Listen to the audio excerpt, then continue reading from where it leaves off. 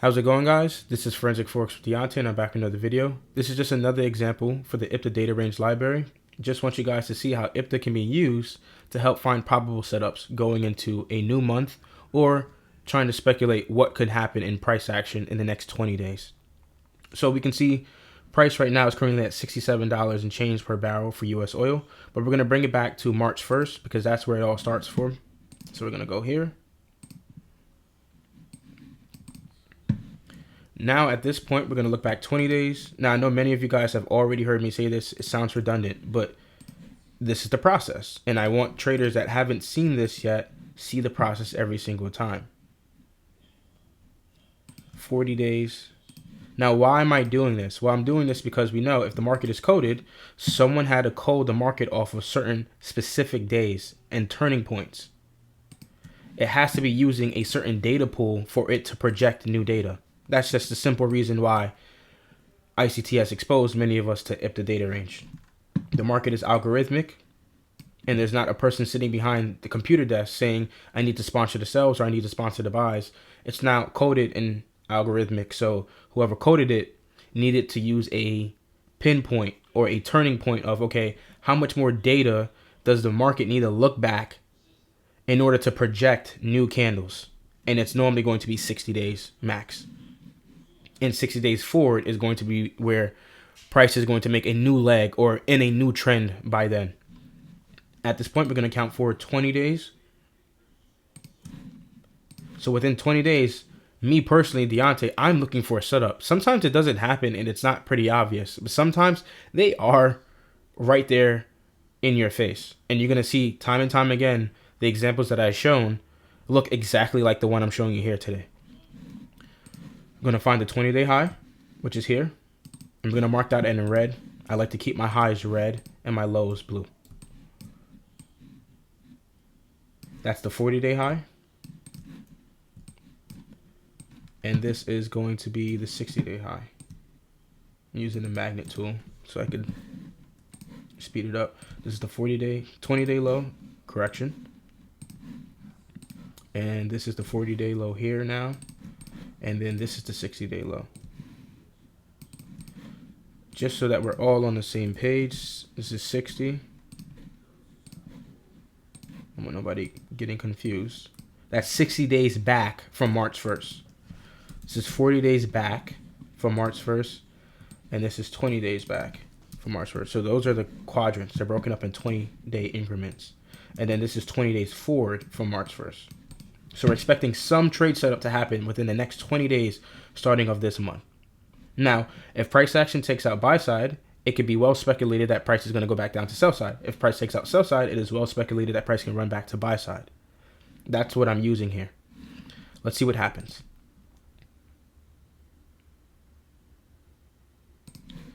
So we can see someone with deep pockets came into the marketplace. And how do we know that? Because it's a large range candle and it's dynamic after breaking a high.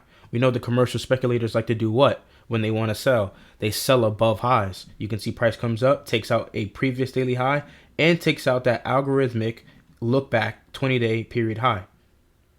Price comes above there and there's a quick dynamic reaction to the downside.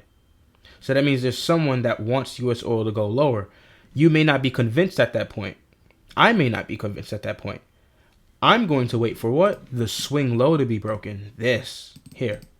I want to see the swing low broken. Now, why do I want to see the swing low? If I see the swing low broken, I know that I have momentum on my side. Doesn't need any indicators to show me this. Knowing that a swing low is broken is potential momentum coming into the marketplace. When a swing high is broken, it's the same thing as well. If price comes down and takes out this swing low after taking out buy side liquidity, takes out this swing low, I know price action most likely will continue to be bearish. Price takes out the swing low. Now, at this point, when it takes out this swing low, I see that there's a swing high here. So I'm looking back. I'm like, okay, there's a swing high formation here. What makes a swing high formation? Some people may have a question like that. A swing high is simply a high that has a lower high on the left and a lower high on the right. It's a 3-bar pattern, not 6 or 8. It's only 3 bars.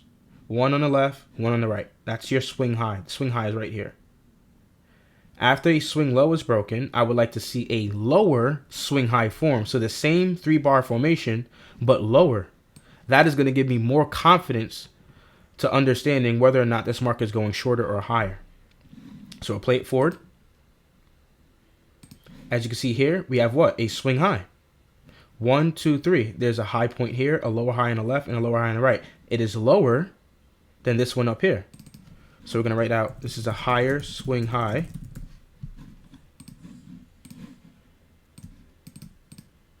And this is a lower swing high. So we can see, okay, market makers most likely want to push this price lower. We also do have the obvious PDA right here. Yes, we have the fair value gap because some people may point that out. But we can see that there as well.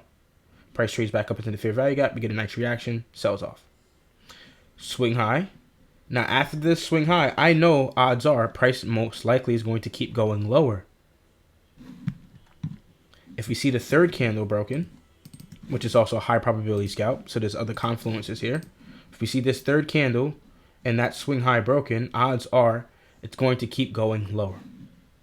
If the high is broken, it does happen. But if the swing high itself is now broken, then I nix the whole thing because I want it to follow a certain structure. Higher swing high, lower swing high, lower swing low, lower swing high. So there's going to be a lower swing high, sorry, a lower swing low that forms as well. So it played out. And you can see price comes down dynamically and takes out what? The 20-day low, which is where the sell side liquidity is residing, comes back down to what? The old 40-day low as well. You can see the reaction off of it as well because price comes, look how price opens, goes up, runs down, hits that low. Out of all spots, it hits this low and it gives a reaction back up. It closes all the way back up here. It gives up most of its gains. So price at one point in time was filled with body and then hit the 40-day low and then came back up. That can't be random. Why right here does price react like that? Now you're seeing it as if you have 20/20 vision with the IPDA levels displayed on your charts. You see it there. Look at that reaction. Price comes up. Now it finally falls through it. And then odds are it continues, like as we know at the beginning of the video, it was at 60 and change. It continues to fall lower. And this is where we are right now, currently in price.